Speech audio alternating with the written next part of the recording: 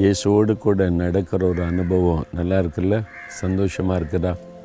பிரச்சனை, போராட்டம் நம்ம சுற்றில என்ன நடந்தாலும் உள்ளத்தில் ஒரு சந்தோஷம், மகிழ்ச்சி. இயேசு கூட இருக்கிறாருங்க, அவர் என்னை நடத்தி கொண்டு இருக்கிறார் என்கிற மகிழ்ச்சி.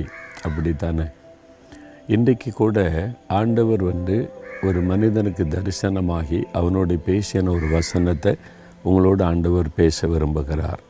நீ பயப்படாத. பயப்படுகிற சூழ்நிலை காணப்படுகிறதா?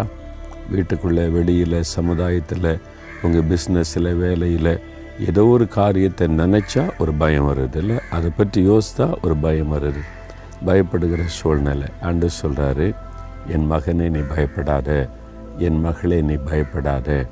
ஏன்னா நான் உனக்கு கேடகமாக இருக்கிறேன், உனக்கு மகா பெரிய பலனாக இருக்கிறேன். கேடகம் என்பது பாதுகாப்பு. யுத்த வீரனுக்கு எதிரினுடைய தாக்குதல் தன் மேலே படாமல் ஒரு பாதுகாப்பாக இருக்கிறது கேடகம்.